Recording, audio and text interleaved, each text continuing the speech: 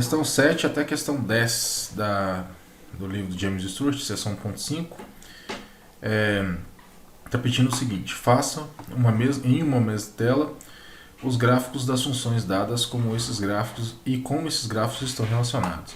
Então o que a gente vai analisar? Vamos pegar aqui a 7 e ver o seguinte: y igual a 2 elevado a x, y igual a e elevado a x, y igual a 5 elevado a x e y igual a 20 elevado a x. Analisando essas quatro funções, né, exponenciais, a gente vai ver como elas estão relacionadas. Já fiz o gráfico aparente aqui para que a gente possa analisar essa correlação entre eles. E na primeira, onde nós temos essas quatro funções, nós podemos observar que a correlação entre eles é que existe, né, uma similaridade, que todos são crescentes, são gráficos crescentes, e que todos os números da base aqui são números maiores do que 1, podemos dizer assim, né?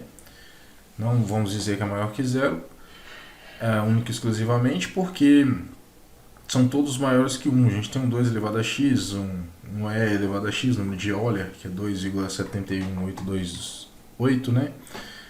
Então, a relação entre eles é que todos são crescentes. Então, podemos esboçar aqui no 7, questão 7, todos os gráficos são crescentes.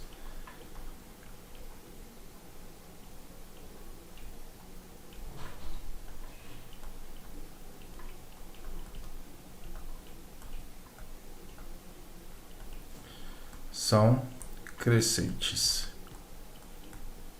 E uma observação em comum para todos: se a gente tiver f de x igual a elevado a x, é que para estes casos que nós analisamos na questão 7, né, o a é maior do que 1.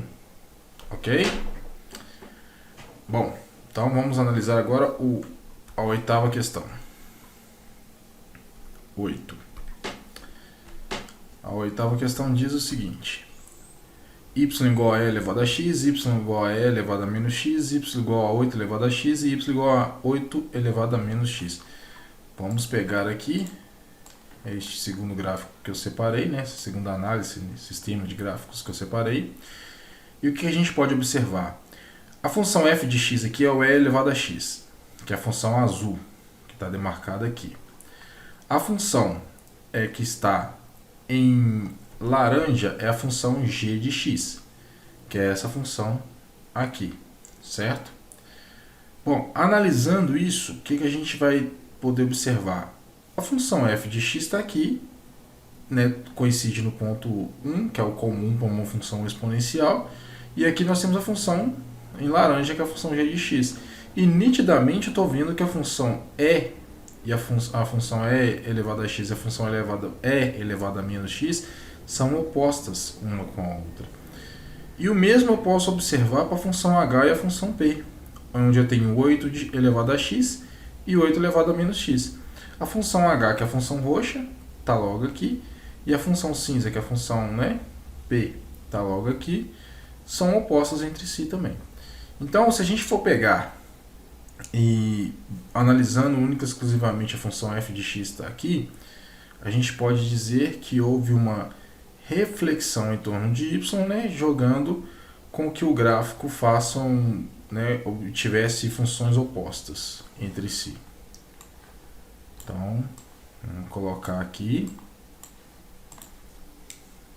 e descrevendo, nós temos que a função y igual a e elevado a x é oposta a y igual a e elevado a menos x. E para a mesma situação, nós teremos que 8 elevado a x é uma função oposta à função 8 elevado a menos x. Ok? Agora analisando Questão 9.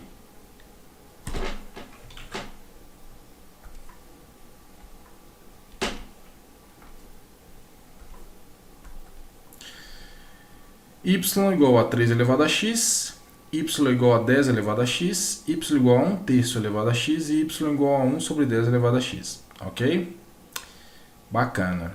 Mudou alguma coisa, se a gente falar, né? Vamos dizer assim, dessa situação inicial aqui?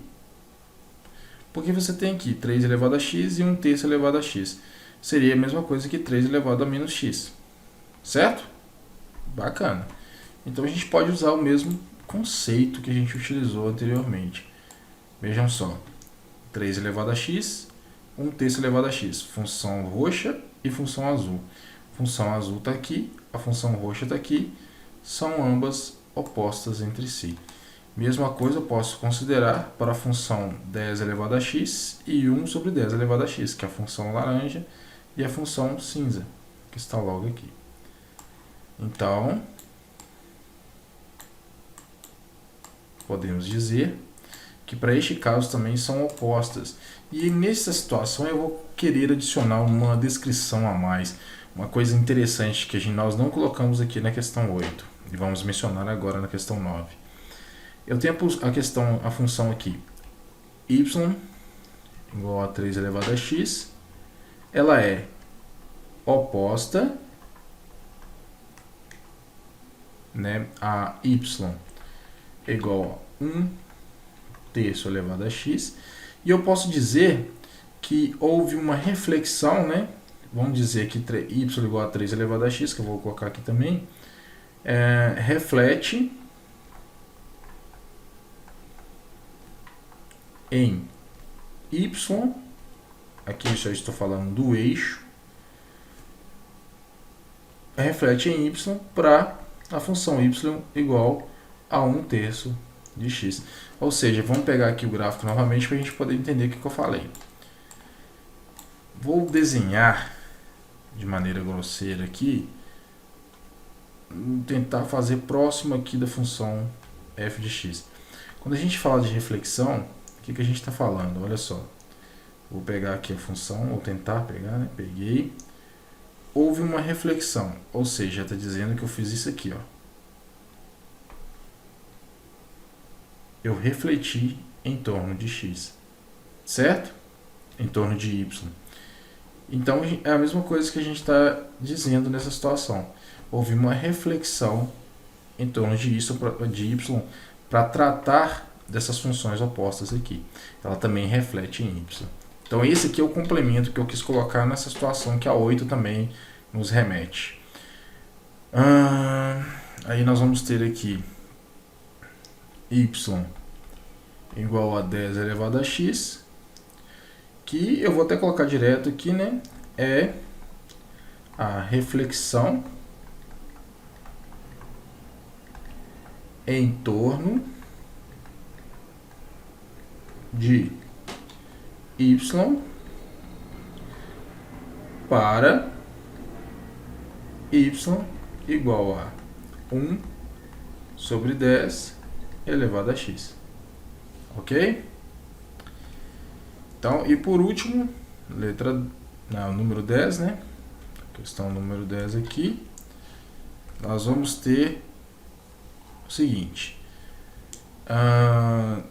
0,9 elevado a x, 0,6 elevado a x, 0,3 elevado a x e 0,1 elevado a x. O que acontece com esses quatro gráficos que podem estar correlacionados entre si? Vejam só. Em todos os gráficos foi gerada uma função decrescente.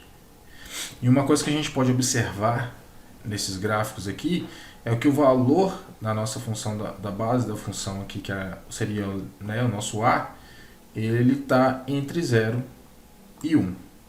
Então, vamos anotar isso aqui.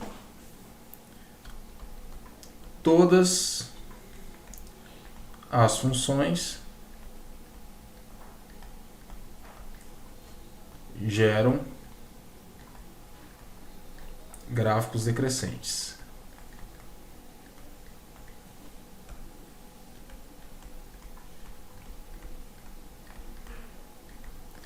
E uma observação muito importante é que quando temos f de x igual a elevado a x, para este caso aqui, 0 menor que a menor que 1. Ok? Então fizemos até o número 10 aqui e vamos para o próximo.